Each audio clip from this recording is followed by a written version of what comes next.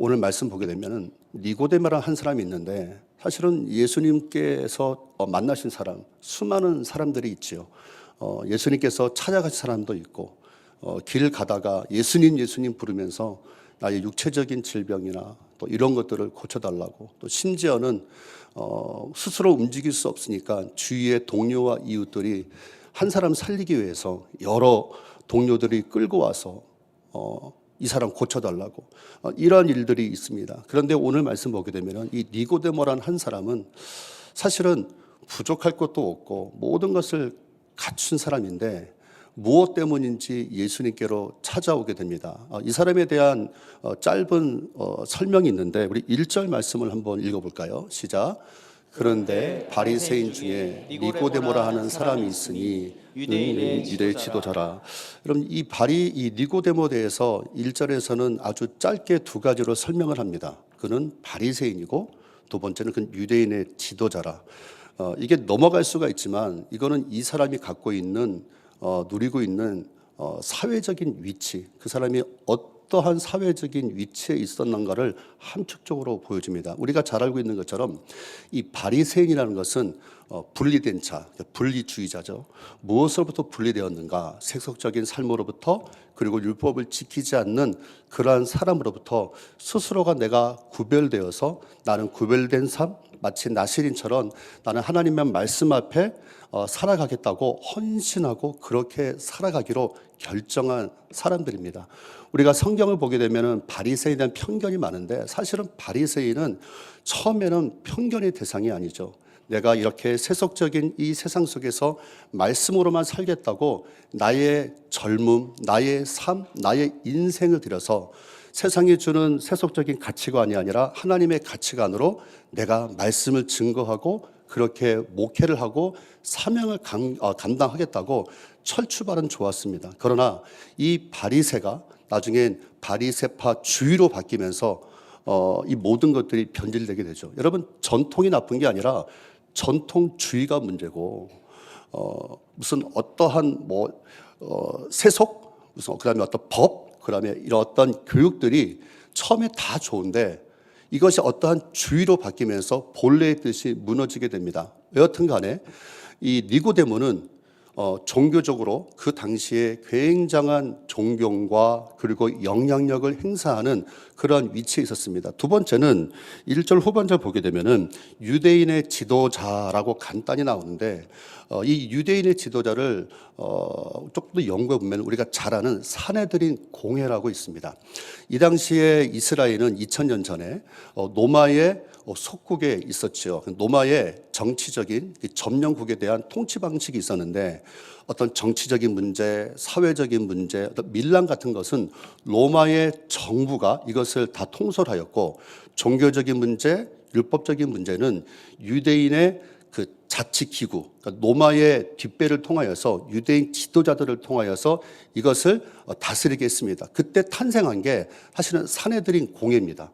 사내들인 공회는 단순한 종교적인 어떤 영향력뿐만 아니라 로마 정부의 정치적인 영향력이 있었기 때문에 사내들인 공회가 결정하는 것은 그게 법이었고 그게 기준이었고, 그 기준과 법에 맞지 않냐면은 단칼에 그 사람을 공동체에서 제거하거나 심지어 예수님처럼 사형까지도 이것을 할 수가 있었던 막강한 힘이 있었습니다. 그런데 원래 이 사내들인 공회는 좋은 뜻으로 시작이 되었습니다. 모세 시대 때 70인의 장로들이 모여서 또 바벨론 포로까지, 헬레니즘 이 시대까지 해서 우리가 하나님의 말씀을 지키기 위해서 우리가 포로 생활을 하던, 그리고 우리가 가나안 땅의 이방 문화 속에 있어도 하나님의 말씀을 지키기 위해서 만들어진 좋은 기구였죠. 그러나 이것이 정치적인 힘을 입으면서 본래의 뜻이 이게 어긋나게 됩니다. 종합해 보면은 니고데모는 어떠한 사람인가? 그 사람은 정치적인 권력이 있었고, 그 다음에 사회적인 위치 속에서 그는 종교적으로 존경받는 사람이었고, 그리고 요한복음 3장 10절 후반절 보게 되면은 그는 랍비라고 하면서 하나님의 말씀을 가르치는 선생이었습니다. 그러니까 부족한 것도 없고 아쉬울 것이 없는 그런 사람인 거죠. 그런데 아무것도 필요 없고 아쉬울 것이 없는 이 사람이 청년 예수를 만나러 오게 됩니다. 우리 2절 말씀을 함께 읽도록 하겠습니다. 시작. 그가 밤에 예수께 와서 이르되 라삐여 우리가 당신은 하나님께로부터 오신 선생인 줄 아나이다. 하나님이 함께하지 아니하시면 당신이 행하신 이 표적을 아무도 할 수 없습니다.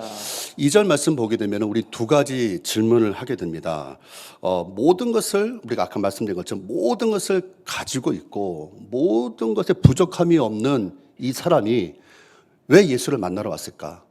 그것도 30살밖에 안 된 청년. 여러분 이 당시에 사내들인 공회원이 되려면요, 정규과정과 모든 것을 이수하게 되면 적어도 40에서 50세 이상의 사람이 되어야 됩니다. 연륜이 있는 거죠. 그런데 자기보다 나이도 어리고 가진 것도 없는데 왜 청년 예수를 찾아왔을까? 부른 것도 아닌데 왜 스스로 찾아왔을까? 그것도 밤중에.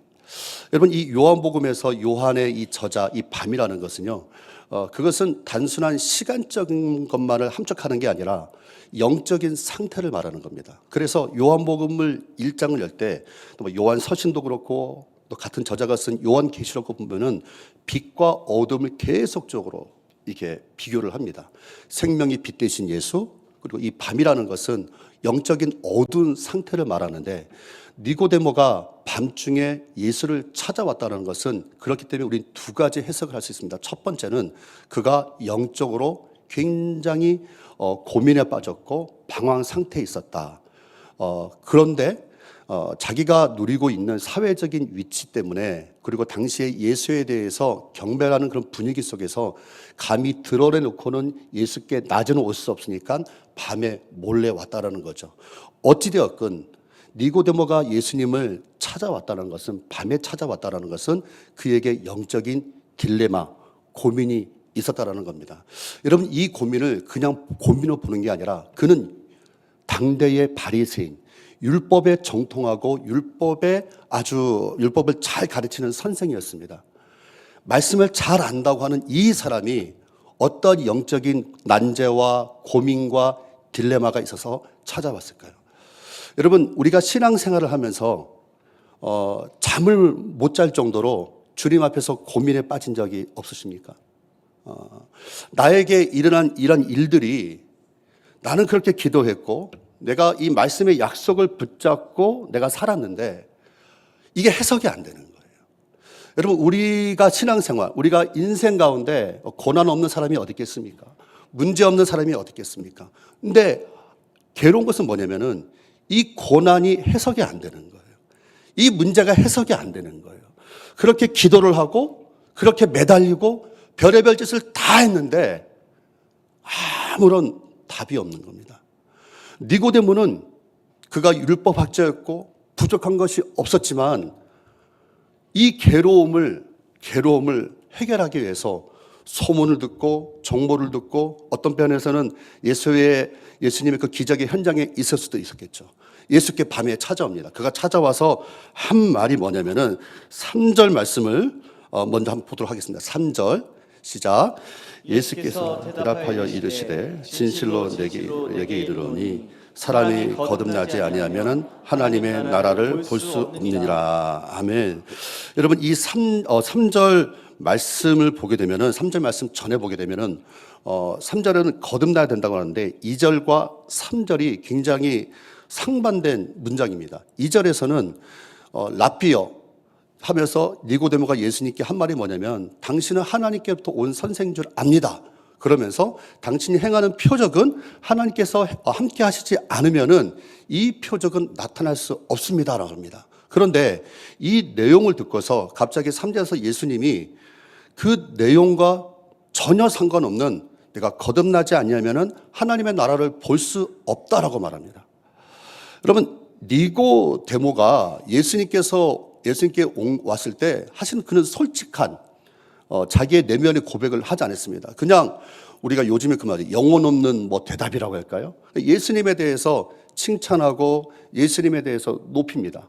그런데 여러분 니고데모의 한계는 여기까지인 거예요. 그가 예수님을 만나러 왔지만 그가 생각하는 예수님은 하나님으로부터 온 선생, 그가 행하는 기적도 옛 조상들이 사사 때부터 행했던 그 기적을 행했던 딱 그 이상도 그 이하도 아닌 딱 선생인 거예요. 여러분, 저와 여러분이 예수님에 대해서 내가 만난 예수님은 어떤 분입니까? 내가 만난 예수님에 대해서 그 이상도 그 이하도 아니라면은 내가 신앙생활을 10년 했던 20년 했던 30년 했던 직분이 어떤 거였던 간에 우리는 예수님에 대해서 어디까지 생각을 합니까? 니고데모는 율법을 가르치는 자였고 하나님 말씀에 정통한 자였지만은 그가 만난 예수님은 메시아가 아니라 그냥 하나님부터 온 랍비, 다른 랍비보다는 좀 더 특별한 선생 정도였던 겁니다. 그래서 금방 읽은 3절 말씀 보게 되면은 사실은 이 예수님께서 니고데모에게 내가 거듭나지 않으면 하나님의 나를 볼 수 없다. 이것은요, 사실은 예수님께서 니고데모가 갖고 있는 그 영적인 딜레마, 숨기고 있는 그 질문, 그것을 정확하게 얘기를 한 거예요. 3절 말씀을 보게 되면 사람이 거듭나지 않으면 하나님의 나라를 볼 수 없다라고 합니다. 여러분, 당시에 이 율법학자들이 바리새인들은 무엇을 갖고 있었냐면은 하나님 나라가 도래하기 위해서는 온 이스라엘이 단 하루라도 모든 이스라엘이 율법을 지킨다면은 하나님의 나라가 분명히 온다. 그래서 그 와서 우리로 하여금 그 로마의 지배와 압제 가운데 있는 우리 민족을 해방시켜 준다. 그래서 율법을 다 지키기 위해서 그렇게 많은 노력을 했습니다. 그런데 니고데모는 오늘 3절 말씀을 통해서 유추할 수 있는 건 뭐냐면은 그가 율법학자이고 이렇게 가르쳤지만 한계에 부딪힌 거예요. 여러분, 율법을 아는 것과 율법을 실행하는 것은 불가능한 거예요. 율법을 내가 읽고 공부하고 알 수 있죠. 그러나 그 율법을 완전히 지키는 것은 다른 영역이라는 거예요. 그건 불가능한 거죠. 니고데모는 이것을 말하지만 스스로도 이거는 인간의 행위와 인간의 방법으로는 불가능하기 때문에 그가 영적인 딜레마에 빠지고 나 자신도 그렇게 못 사는데 괴롭고 고민되었던 겁니다. 이것을 놓고서 고민하던 끝에 예수란 사람에 대해서 들었고 또 어떤 출처를 통하여서 그분이 뭔가 다르다. 그분께 가면은 뭔가 해답이 있지 않을까 하고 니고데모가 예수님께로 오게 됩니다. 여러분, 어떠한 문제도, 어떠한 고민도, 어떠한 방황도 예수께로 가면은 종지부를 찍을 수가 있습니다. 우리의 문제, 우리의 고민, 우리의 딜레마를 그대로 놔두지 마세요. 니고데모는 예수님을 잘 몰랐지만은 그는 예수님께 이 문제를 들고 갑니다. 이 고민에 대한 답변에 대해서 우리가 방금 읽었던 말씀처럼 예수님께서는 니고데모, 너희가 율법자들이 생각하는 하나님의 나라의 기준과 예수님께서 말씀하신 이 기준이 다르다는 겁니다. 거듭나야 하나님의 나라에 들어갈 볼 수 있다라는 거예요. 그러면 여러분, 제가 질문 드려보겠습니다. 니고데모가 이 말씀 듣고 그의 답답한 마음이 해결되었을까요? 아니에요. 더 헷갈리는 거예요. 여러분, 신앙생활 그렇지 않으세요? 전 지금도 헷갈려요. 저는 제가 나름대로 이렇게 하나님의 사역을 쫙 들어봤더니 몇 년 있으면 30년 정도 되는 것 같아요. 경험도 많이 했고, 제 나이 또래 사역자들보다 하나님께서 많은 곳을 보내셨고 많은 경험을 하게 했고 했습니다. 그런데 아직도 잘 모르겠어요. 정말 모르겠어요. 이거죠. 짬밥은 들어가고 경험은 들어가는데 잘 모르겠어요. 나이 먹으면 이게 성숙한 사람에 대해서 또 신앙도 마찬가지고 이게 잘할 것 같은데 아니더라고요. 경험으로 하더라고요. 짬밥으로 하고 나중에 잘 모르겠는 거예요. 가끔가다 성도님이 찾아오실 때 제가 젊었을 때는요, 아주 그냥 그 끊는 피에 다 오라고 다 해결해 주겠다 말은 안 했지만 그렇습니다. 근데 요즘에 찾아오면은 부담돼요. 아니, 왜냐면은 내 문제도 해결 잘 못하고 어떤 때 답을 못 줄 때가 있어요. 그럼 어떻게 하냐면 그냥 손 잡아요. 손 잡고 같이 기도를 하죠. 예수님께서 니고데모에게, 이 찾아온 사람에게 오히려 더 헷갈리게 한 거예요. 거듭나야 된다고. 이 니고데모가 헷갈린 이유는 뭐냐면 거듭남이란 말이 뭔지를 모르는 거예요. 4절 말씀 한번 읽어볼까요? 시작. 니고데모가 이르되 사람이 그러면 어떻게 날 수 있사옵나이까? 두 번째 모태에 들어갈다가 날 수 있사옵나이까? 아멘. 예수님이 재미있으신 분 같아요. 답을 주면 되는데 헷갈리게 만드는데 또 질문해 봅니다. 예수님께서 일부러 니고데모를 혼란과 헷갈리게 만드셨을까요? 아니면 니고데모가 스스로 혼란 속에 들어갔을까요? 중요한 건 뭐냐면 니고데모가 자신이 갖고 있는 그 사회적인 배경이 있잖아요. 그게 아무런 소용이 없다라는 거예요. 여러분, 예수님 만나려면요, 벽에 부딪혀야 돼요. 한계에 부딪혀야 돼요. 뭐 내가 돈을 얼마나 갖고 있건, 뭐 땅이 얼마 있건, 어느 대학을 나오건, 무슨 학위가 있건 다 필요치 않아요. 예수님 만나려면요, 벽에 부딪혀야 돼요. 어떤 벽인지 아세요? 공을 탁 던지면 튕겨 나올 정도로 내가 나의 어떤 한계, 이제까지 내가 다른 곳에서는 다 통했는데 그분 앞에서는 전혀 통하지 않는 거예요. 예수님이 니고데모를 이렇게 하는 거예요. 여러분, 그래서요, 그러면 니고데모가 한계에 부딪혔는데 예수님께서 포기했을까요? 아닙니다. 니고데모가 생각하는 거듭남은 인간적으로 다시 태어나는 거지만은 이 예수님께서 말씀하신 이 거듭남은요, 원어로 보게 되면은 땅으로부터 거듭남이 아니라 위로부터 거듭남을 말하는 거예요. 여러분, 우리가 뭐 땅에 사는 거, 예를 들면 뭐 돌을 닦는다, 뭐 황골 탈퇴한다, 그리고 많이 뭐 수련을 한다, 이걸로 해서 변화되는 게 아니에요. 여러분, 성경에서 말하는 거듭남, 이 중생이라는 것은 하늘로부터 완전하게 재창조돼야 돼요. 여러분, 우리가 교회에 익숙할 수가 있습니다. 기도에 익숙할 수 있고 다 익숙할 수가 있는 거예요. 그런데 내가 정말 거듭나고 하나님부터 다시 태어나는, 이것은 다른 영역이라는 거죠. 헷갈리는 니고데모에게 예수님께서 두 번째 답을 하시는데 더 헷갈리게 만듭니다. 5절부터 7절까지의 말씀을 읽도록 하겠습니다. 시작. 예수께서 대답하시되 진실로 진실로 내게 이르노니 사람이 물과 성령으로 나지 아니하면 하나님의 나라에 들어갈 수 없느니라. 육으로 것은 육이요 영으로 난 것은 영이니 내가 내게 거듭나야 하겠다는 말을 놀랍게 여기지 여기지 말라. 말라. 다시 태어나겠다는 것을 니고데모는 내가 어머니 뱃속에 들어가야 됩니까? 다시 내가 늙었는데 어떻게 되냐는 거예요. 이 말은 뭐냐면요, 합리적이지 않다라는 거예요. 여러분, 신앙생활은 합리적이지 않습니다. 합리적인 신앙생활, 합리적인 사고방식 갖고 예수 못 믿어요. 한계가 있어요. 니고데모가 그렇게 잘나고 지성인인데 예수님의 말에 대해서 해석은 뭐냐면은 벽에 부딪히니까 어떻게 그렇게 될 수 있냐고 깨우치시는데 예수님께서 내가 말한 거듭남은 사람이 물과 성령으로 다시 태어난다는 걸 말하는 거예요. 여러분, 이게 뭘까?